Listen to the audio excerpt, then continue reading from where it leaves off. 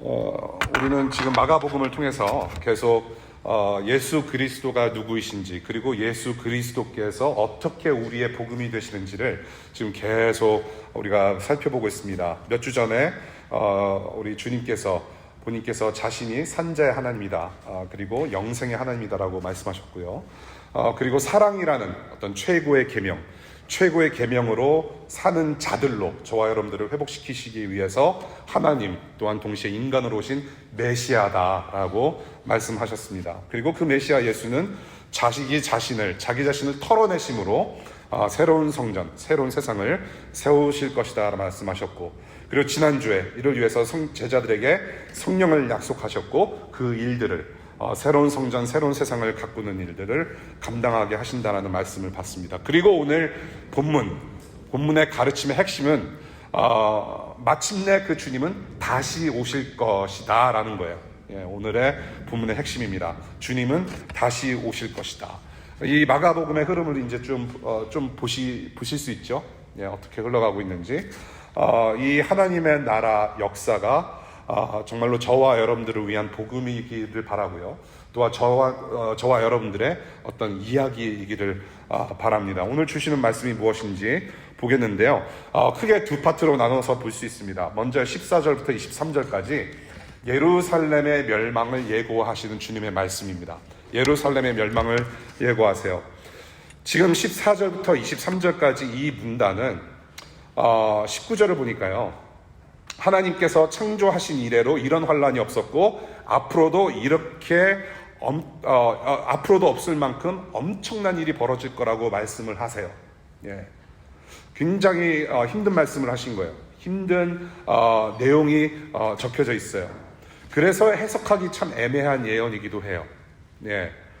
지구의 종말을 말씀하시는 건가, 아니면은 지구의 종말 전에 일어날 특정 사건을 가리키시는가 고민이 돼요.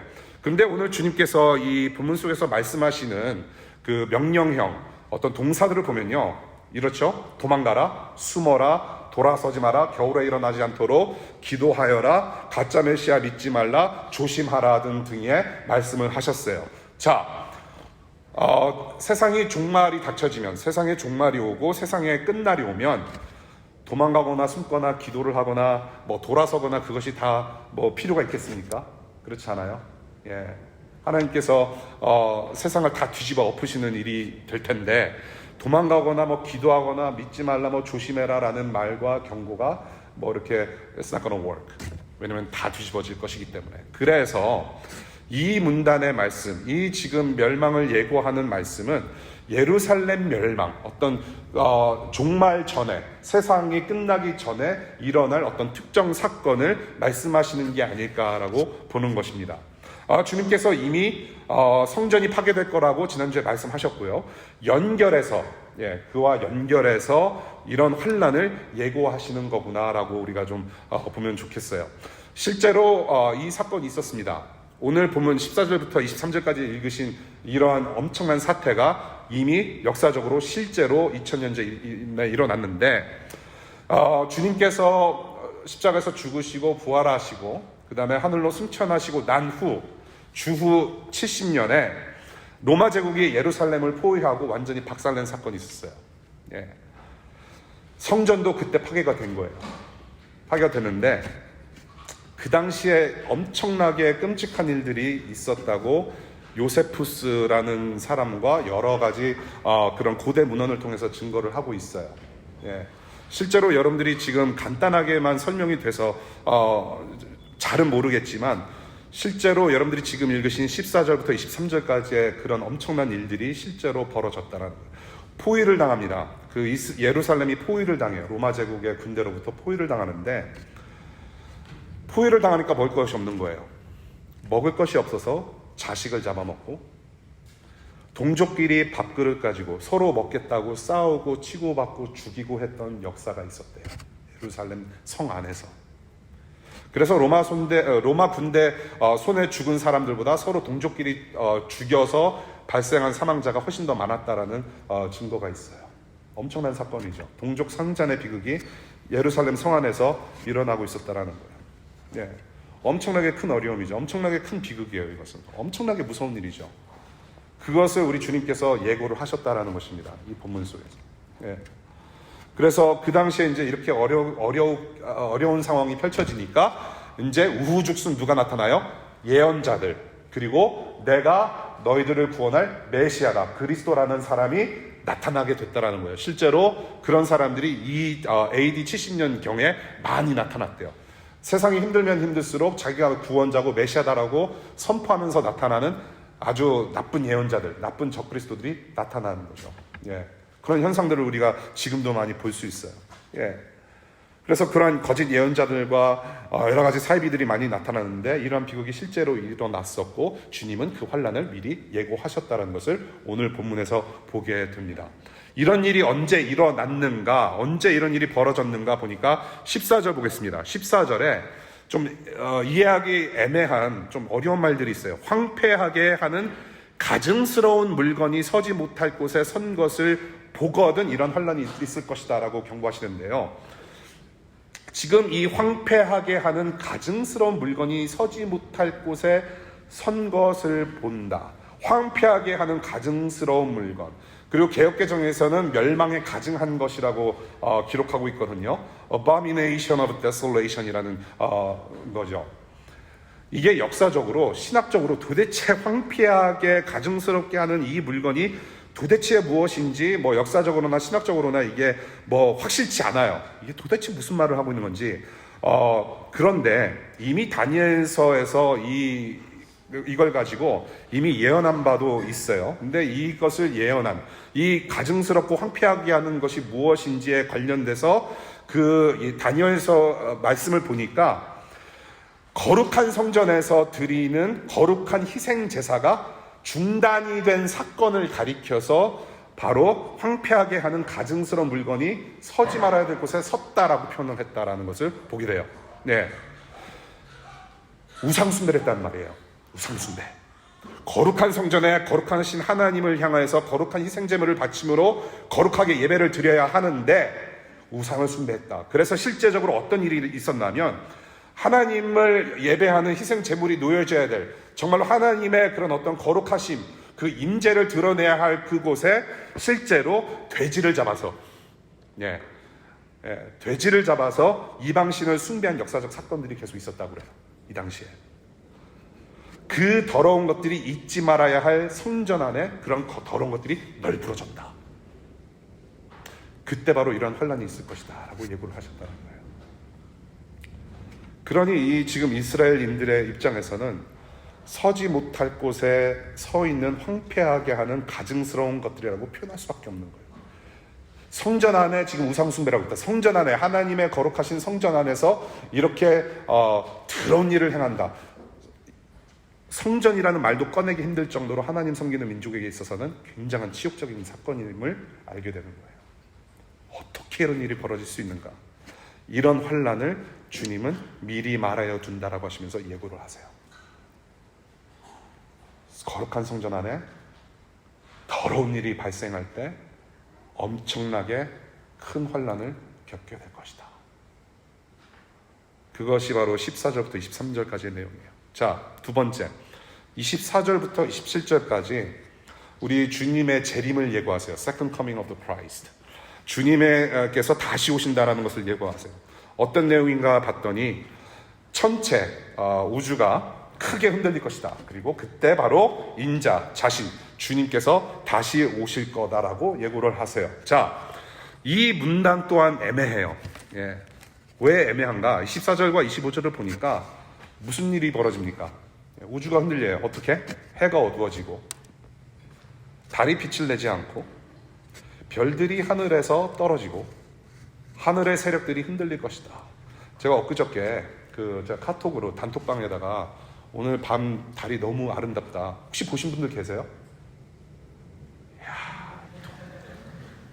예, 그 단톡방에 113명이 들어가 있는데 딱 2명 보셨어요. 너무 아름다워요. 근데 달 자체는 발광하지 않아요. 달 자체에서 빛이 나지 않아요. 태양빛이 반사돼서 우리에게 빛으로 보여지는 거죠. 그렇죠? 해가 어두워진대요. 그러니까 당연히 달도 빛을 낼 수가 없어요. 반사할 수가 없어요. 그 정도만 보더라도 이건 엄청난 거예요. 그렇죠? 그런데 또 무슨 일이 벌어져요? 별들이 하늘에서 떨어지고 하늘의 세력들이 흔들릴 것이다. 이것은 그냥 예수님께서 그냥 처음 하신 말씀이 아니에요. 주님께서 말씀하시기도 전에 이미 이 예언은 이사야서 13장과 요엘서 2장에서 이미 선지자들로부터 예언된 말씀이에요. 이런 일들이 있을 것이다. 예. 어떤 신학자들은 해와 별과 하늘의 세력들은 고대에서부터 어떤 역사적으로 봤을 때 주로 세상 왕들을 가리켜서 해와 달과 어떤 하늘의 권력이다. 뭐 세상 권력들을 가리키는 것이다 라고 해서 세상의 권력과 왕들이 다 무너질 때 주님은 오신다라고 해석하는 분도 있지만은 저는 이 본문을 봤을 때 주님은 분명 다시 오실 거다라고 말씀을 하신 거예요. 예. 그걸로 비춰봤을 때 주님이 다시 오시는 날 어떻게 될까요? 아까 말씀드린 대로 세상이 뒤집어지는 역사가 일어납니다. 예. 우주 만물 하나님께서 창조하신 세상이 다 뒤집어질 거예요. 새롭게 변화가 되는 거예요. 모든 세상 만물, 모든 우주가 뒤집어져서 새롭게 창조되는 날이 바로 주님께서 다시 오시는 날이란 말이에요. 이런 일이 있을 거예요. 정말로 있을 수밖에 없어요. 이것은 인간들이 한 번도 경험해보지 못한 하나님의 크신 일이란 말이에요. 예, 엄청난 일이에요. 그래서 주님은 오늘 본문에서 이 주님께서 다시 오신다라고 예고하셨을 때 그 본문의 문단을 어떻게 시작하십니까? 그러나로 시작하세요. But. 그러나로 이 말씀을 이어가세요. 뭐냐면 예루살렘 멸망이라는 큰 환란이 있을 것이고 너희들은 이것을 피해가지 못할 것인데 그러나 더 큰 일들이 있을 것이다 라고 말씀하시는 거예요. 너희들이 여태까지 경험하지 못한 큰 환난과 고통과 어려움과 정말로 힘든 일이 있을 것인데 그러나 더 큰 일이 있을 것이다. 그것이 뭐냐면 바로 우주가 흔들릴 만큼 엄청난 큰 일인데 바로 예수 그리스도의 재림. 예수께서 오시는 날 그것이 바로 큰 일이라고 가르치시는 거예요. 어떻게 오시는가? 자, 인자가 다시 오신다라고 말씀하셨어요. 인자, Son of Man. 하나님의 참 인간으로 오신 분이라는 뜻이에요. 네. 참 인간이신 분. 큰 권능과 영광에 쌓여서 구름을 타고 오신대요. 구름을 타고 왔다 갔다 하는 존재는 제가 알기로는 손오공밖에 없어요. 예. 큰 권능과 영광에 쌓여 구름을 타고 오신다.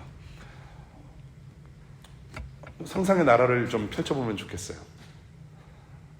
도대체 얼마나 큰 권능인가, 얼마나 큰 영광인가, 얼마나 큰 구름인가, 정말로 그 얼마나 엄청난 광경인가 상상을 사실은 하고 싶어도 상상이 불가해요.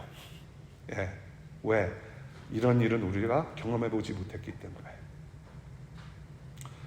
실로 엄청난 일이에요. 이것은 여러분들 자연재해, 여러분들 천둥 소리만 들어도 그런 어떤 하나님의 영광과 그런 걸 좀 경험하지 않으시는가요?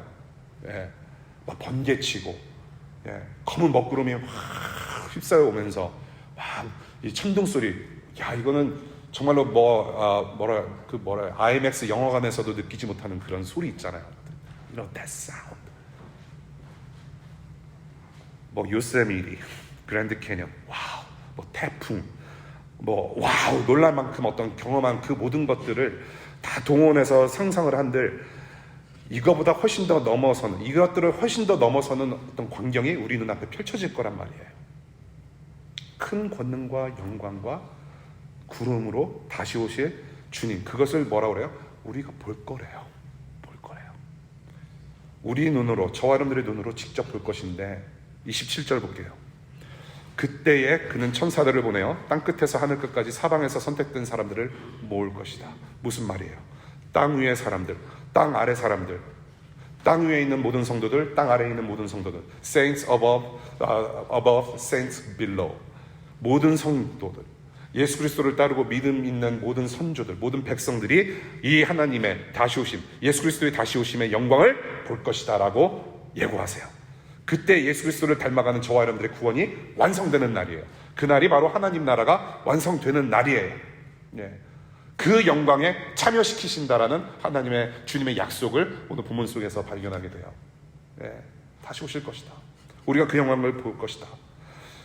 저는 그런데 이 두 문단을 보면서 두 가지 내용, 예고하신 말씀을 보면서 한 가지 좀 질문이 생겼어요. 그것이 뭐냐면, 이 예수님이 다시 오신다는 것은 분명히 좋은 소식이고 기쁜 소식이고 엄청난 일이란 말이에요. 예, 그 어떤 환난보다도 엄청난 일이라고 이미 예고하셨고, 그렇다면 주님은 이렇게 재림, 그 주님의 재림과 기쁜 소식을 왜 무거운 소식보다 조금 더 길게 설명하지 않으셨을까? 왜 주님은 예루살렘 그 성이 망하는 거를 이렇게 무섭게 말씀하셨고, 왜 자신께서 오시는 것을 조금 더 디테일하게 말씀하지 않으셨는가? 그렇게 말씀하셔도 되잖아요.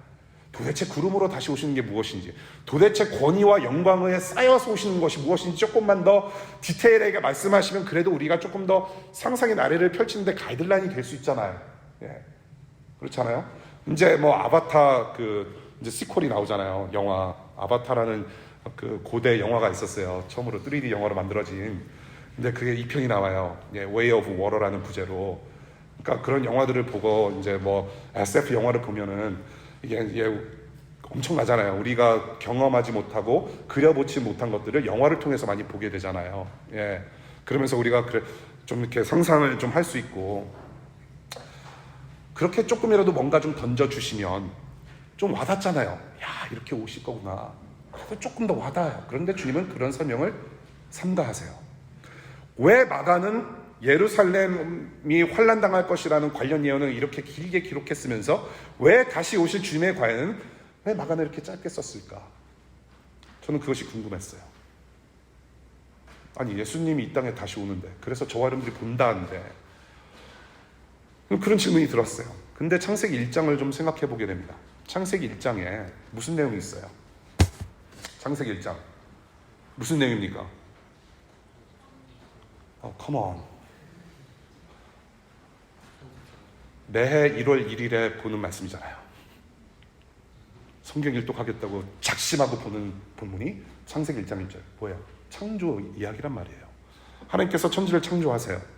천지를 창조하시는데, 세상을 만드시는데 딱 한 장만 할애해서 설명을 해요. 천지를 창조하시는데 우리가 접하는 것은 창세기 1장 딱 한 장이에요. 예, 이게 솔직히 말이 돼요? 이 엄청난 지구와 우주 만물을 창조하시는데 성경은 딱 한 장만 얘기를 해요.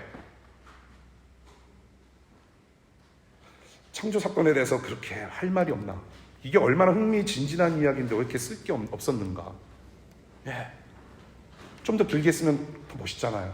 예, 첫째 날 무엇을 만드셨는데 어떻게 만드셨고, 그 모양은 어떠하고, 뭐 예를 들어서 뭐 6일째 되는 날 아담을 만드셨고, 그 다음에 이제 뭐 여자를 만드셨잖아요. 갈비뼈로.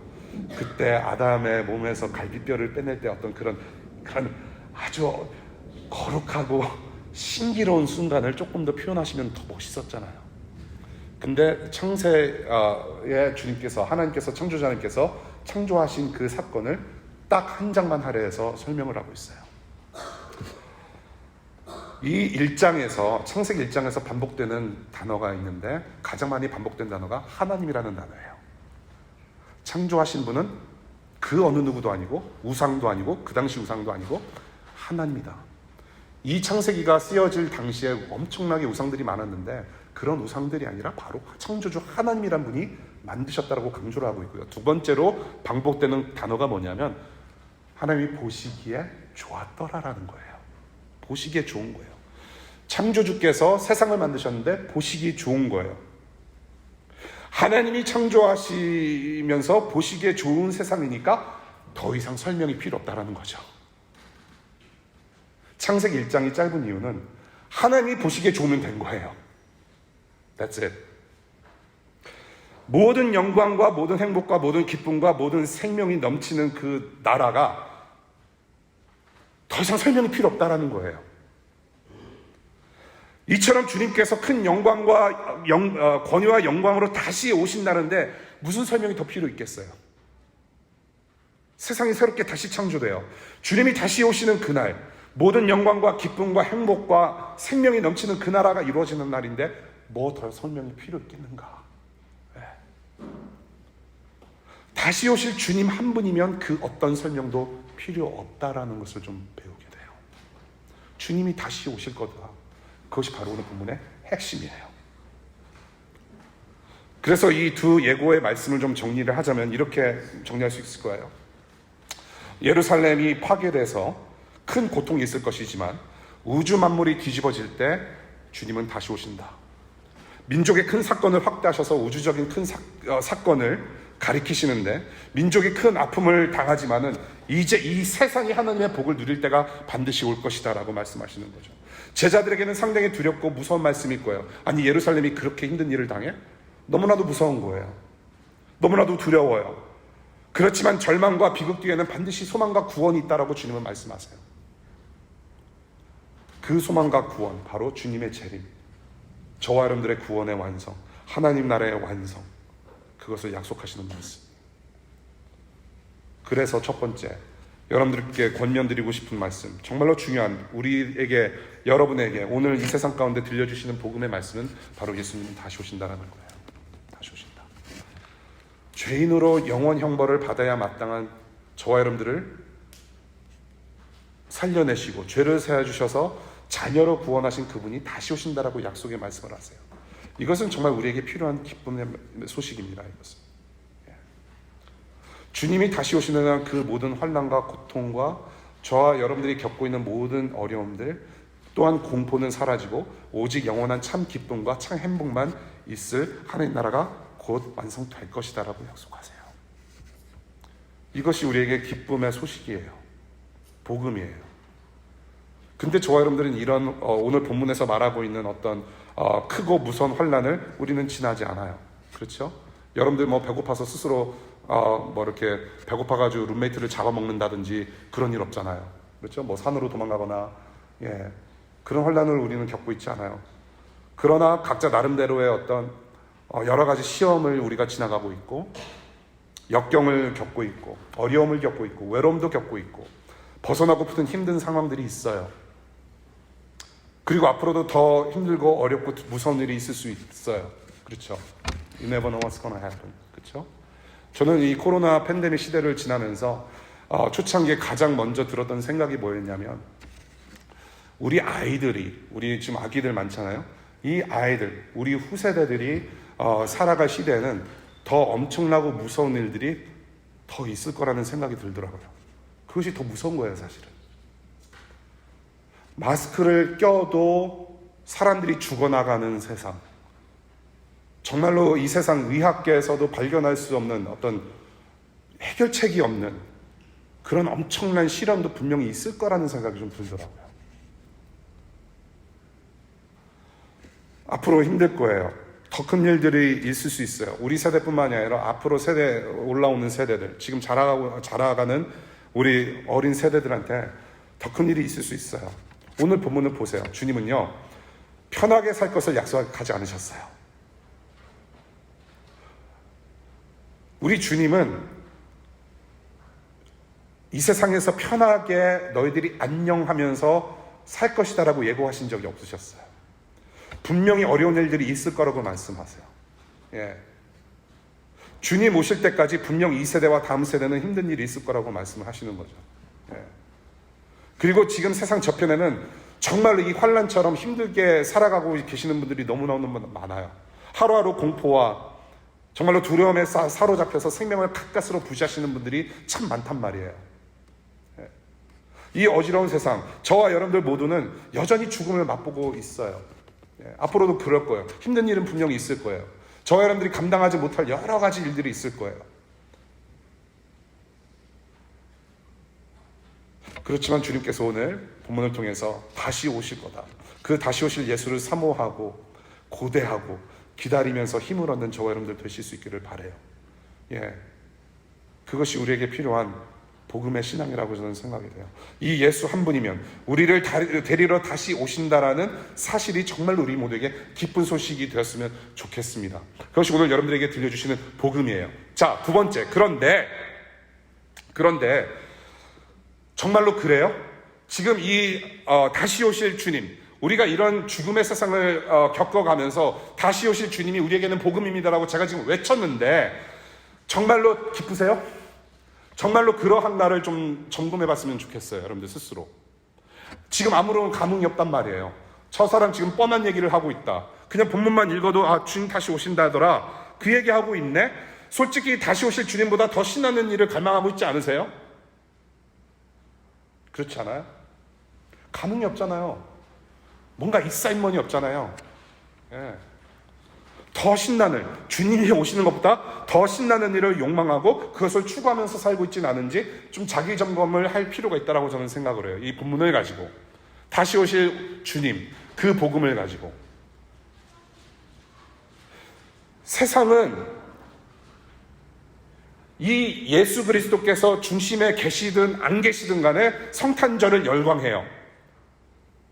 아, 기독교에서 믿는 그 예수님이 다시 오신 날이더라 하고 크리스마스가 되면은 가까우면 가까울수록 더 열광해요. 예수가 있든 없든 믿든 믿지 않든. 그렇잖아요. 1년간 가장 많이 경제력을 소모하는 기간이잖아요. 네. 크리스마스 때만 되면은 한국에는 모텔에 자리가 없대요. 콘돔이 솔드아웃 된대요.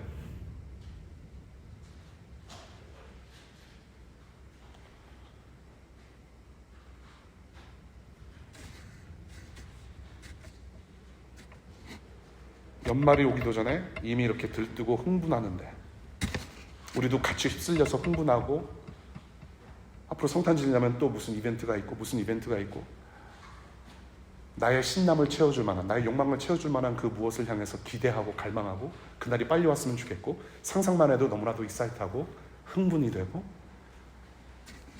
이미 그렇게 흥분하고 들뜨고 살아가는데 다시 오실 예수를 그토록 기다리면서 사모할 수 있는가? 정말로 예수 그리스도께서 다시 오시는 그 재림이 정말로 기쁘고 기대되고 흥분할 만큼 예수 그리스도 이름을 걸고 사는 게 맞는가?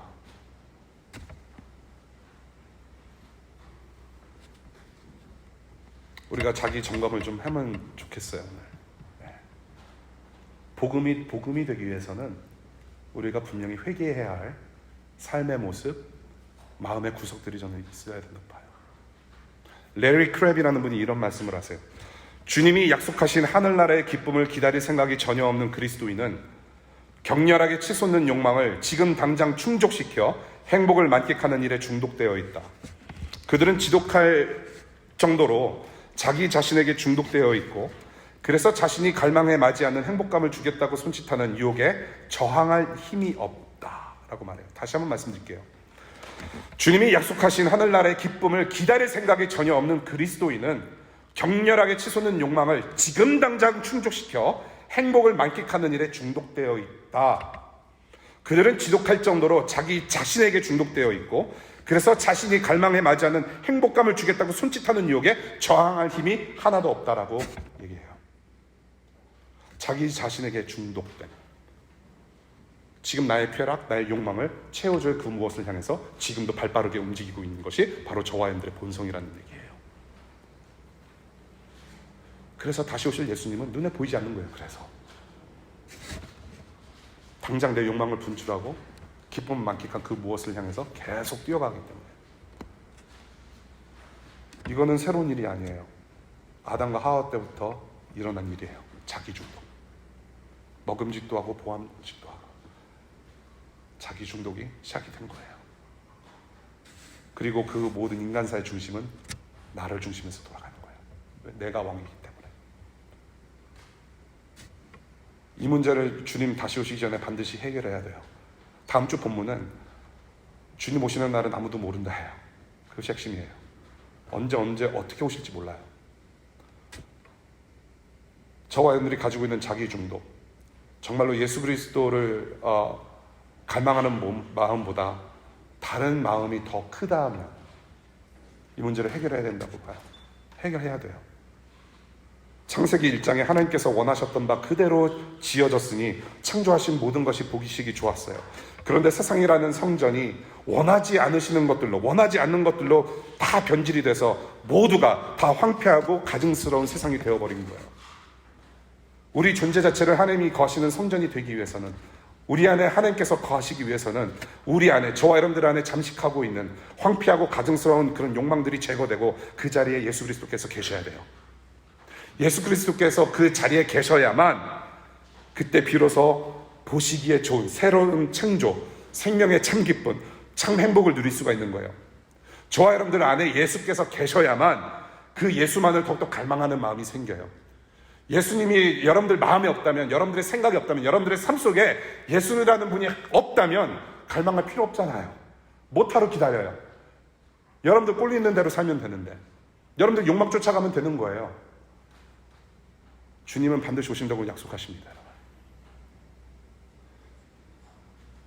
그 예수만을 더욱더 갈망하는 마음이 생기기를 바라요.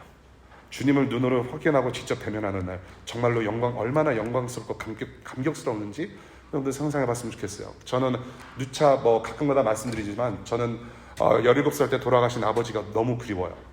제가 애들을 기르면서 나 같은 아빠 없다. 야, 정말, 왜냐면 너무 무서워서 그래요. 예, 저도 잘 못해요. 이렇게 부족한 아빠, 야, 정말 하나님의 은혜가 아니고서는 애들이 이렇게 잘 자랄 수 있을까?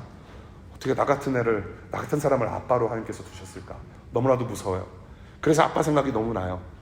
아빠의 사랑을 조금 더 많이 받고, 아빠가 아빠로서의 그런 모습을 좀 더 나에게 보여주셨다면, 그것을 좀 본받아서 나도 파더링을 좀 더 잘할 수 있지 않았을까? 그래서 아버지가 너무나도 그리워요. 그런데 그 아버지와 나를 구원하신, 여러분들을 구원하신 예수님 정말 보고 싶어요. 정말로 보고 싶지 않으세요? 제가 아까 기도했지만, 여러분들을 구원하시고 이 성경의 주인공 되시고, 우리가 정말로 예수 그리스도라는 분을 우리가 지금 입에 달고 살며 우리가 찬양도 하고, 그 예수님 때문에 모인 저와 여러분들이 정말로 예수님 보고 싶지 않으세요? 여러분들의 선조, 여러분들의 할아버지, 할머니, 여러분들이 사랑하는 이미 천국 간 분들 보고 싶은 만큼 정말로 예수님이 보고 싶지 않으세요? 그 마음이 우리 맨날 회복됐으면 좋겠어요. 네. 인자가 큰 권위와 영광에 쌓여라는 제목 으로 말씀을 드렸어요. 다소 무거운 말씀일 수도 있고 무서운 말씀일 수도 있는데, 거기에 여러분들의 양심과 여러분들의 마음에 찔림이 있어서 다시 한번 예수 그리스도가 누구인지를 상기하고 새롭게 들려질 수만 있다면, 그보다 더 기쁜 소식이 어디 있을까요? 예. 우리 애들은 생일을 엄청 고대요. 예. 생일날 막 가까우잖아요. 그럼 애들이 환장을 해요. 매일같이 며칠 남았다, 몇 주 남았다 계속 이야기를 해요. 짜증나 죽겠어요. 정말. 예. 그러면서 무슨 생일 선물을 받고 싶은지 막 터뜨리고 다녀요. 그냥. 그것도 사줘야지 어떻게 해요. 예. 고대한단 말이에요. 선물을 받을지 이미 알고, 어떤 선물을 받을지도 이미 상상을 통해서 걔네들은 이미 받고, 이미 축제가 시작된 거예요. 걔네들은. 예. 이제 여기 애기들 쭉 있잖아요. 우리 부모님들, 예비 부모님들 이제 골치 아프실 거예요. 생일날만 되면 또 애들 초청하는 거라든지 막 문자 돌리고 이메일 돌려서 막 친구들 모아야 되고 챙겨야 되고. 근데 애들은 이미 신난 거예요. 예. 우리 막내 같은 경우는 3월 1일이 생일이에요. 3월 1일. 이제 3.1절 만세 부르고 태어난 아이거든요. 이제 3월 1일인데 벌써부터 이제 4월, 5월 되면은 이제 얘기를 꺼내요. 내 생일이 한 10개월 남았다. 걔는 이미 신난 거예요. 왜? 기쁜 날인 걸 알기 때문에. 저와 여러분들은 그런 기쁨, 그런 익사이트먼이 감정적으로 느껴지지 않더라도 앞으로 무엇이 올 것인지 우리는 기대는 할 수 있고 생각은 할 수 있단 말이에요. 앨리스트. 오늘 주님은 큰 권위와 영광에 쌓여서 반드시 오실 거라고 약속을 하시고요. 승천하시기 전에 사도행전 1장 11절에 천사가 나타나서 뭐라고 또 약속을 거듭 리마인드합니까? 하늘에 올라가신 이 예수는 하늘로 올라가시는 것을 너희가 본 그대로 올 것이다 라고 다시 한번 상기시켜줘. 약속은 곧 성취예요. 오늘 여러분이 무엇을 갈망하고 무엇을 열망하는지, 무엇에 대해서 열광하는지 다시 한번 생각해 보시고, 예수를 여러분들 가운데 모시고, 그 마음이 또 예수 그리스도의 마음이 회복되고 다시 오실 주님을 고대하며 인내로 기다리는 저와 여러분들이 되었으면 좋겠습니다. 기도하겠습니다.